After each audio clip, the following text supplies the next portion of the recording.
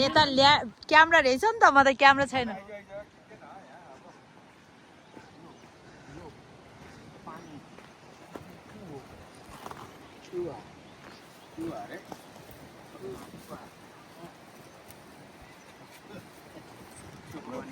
पूजा गरेको हो हजुर सरी एउटा ग्लासमा पानी छिटो लिएर आइज सेतो ग्लास यही प्लास्टिकको ग्लास प्लास्टिकको कपमा ल्याए हुन्छ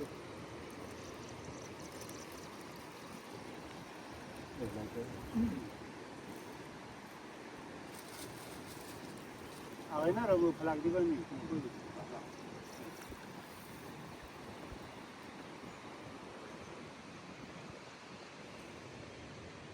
राधे श्रीराम राम गुरुङ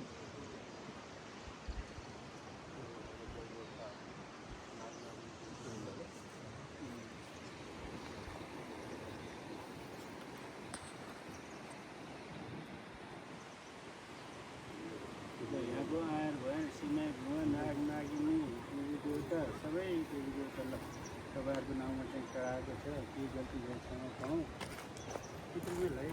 है हाम्रो कुल देउता पितृ देउताहरू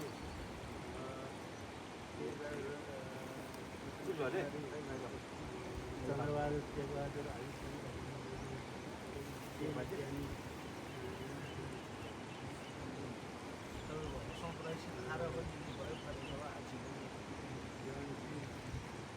नारायण कालो नदी पर्ला जीवन धने प्यारे अनुवादी जीवनलाई टेकमा चल्किन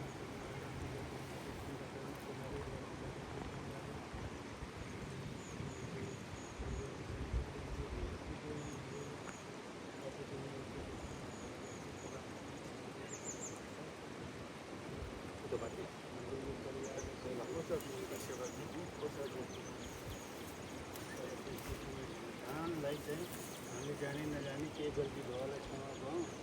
हामीले जाने नजाने चाहिँ चढाएको छ पूजामा हाम्रो यो देवानसिंह परिवारलाई चाहिँ नि आशीर्वाद दिनु न हो त्यो गीत चढेको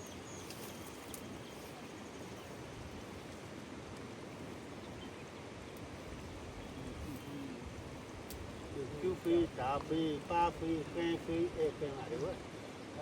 फलफुल घ चियाफुई फलफुल धान चढिदिनु ल स्वीकार्नुहोस्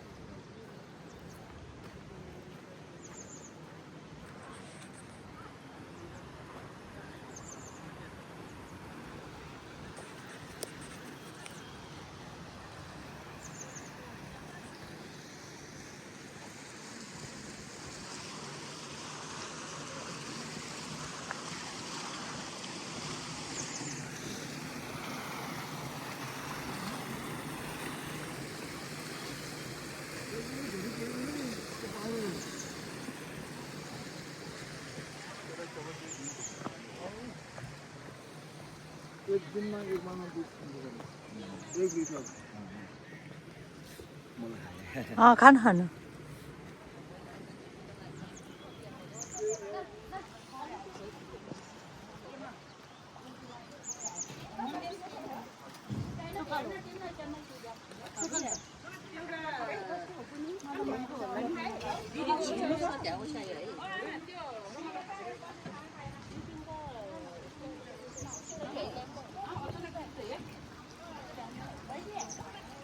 म लिन्छु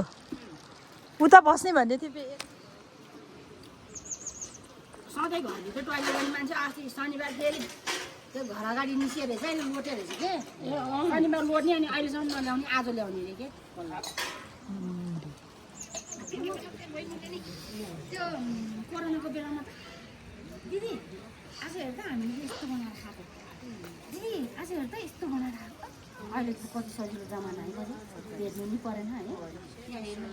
कहिले के होइन डुनर घरि बनाएको बाबाहरू त होइन होला बाबा आमाहरूले साथै अनि अर्कोचोटि चाहिँ दसैँमा हुन्छ दसैँमा चाहिँ हामीले एउटा फ्यामिलीको घरमा गएर टिका लगाउने सबै फ्यामिली एकैचोटि टिका लगाउने के अरे कार्यक्रम गर्ने त्यस्तो चाहिँ हामीले गर्छौँ एभ्री इयर चाहिँ त्यसपछि चाहिँ अर्कोचोटि फाइनली चाहिँ हामीले चाहिँ लोसारपछि एकचोटि हाम्रो जुन तमु लोसार हुन्छ त्यो पछाडि चाहिँ एकचोटि हामीले यसरी नै भेटघाट गर्ने कार्यक्रम गर्छौँ हामीले यसरी ग्यादरिङ गर्नुको मेन कारण चाहिँ एक आपसमा माया बढाउने अब नचिन्ने हुन्छ कसैलाई उहाँहरूलाई चिन्ने फ्यामिलीमा कोही नयाँ मेम्बर जोइन हुनुहुन्छ उहाँहरूलाई भेट्ने चिन्ने गर्नुको लागि गर्छौँ खाना खाना नै हुनसक्छ अनि हाम्रो यो वर्षको ग्यादरिङमा चाहिँ हाम्रो सदीप बाबा डोमा आमा लक्ष्मण बाबा बिमला आमा अनि विश्वनाथ बाबाले चाहिँ हामीलाई धेरै वर्षपछि यो पिकनिकमा चाहिँ उहाँहरूले नै हामीलाई जोइन गर्नुभएको छ उहाँहरूलाई नि धेरै धेरै स्वागतम छ है र अब चाहिँ हाम्रो स्वागत मन्तव्यको लागि भनौँ यो कार्यक्रमका अध्यक्ष आदरणीय पूजनीय दाजु राजबहादुर दाजुलाई प्रमुख अतिथि हाम्रो सोल्टी राजा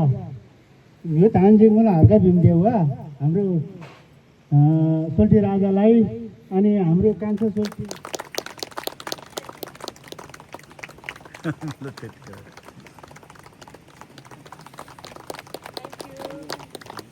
फाइनली हाम्रो विश्वराज बाबालाई पनि अघि आएर खाना खर्चाउनु हुन अनुरोध गरेको छु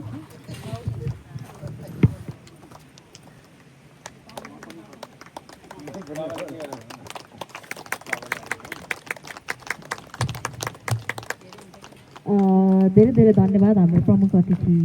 मामालाई त्यो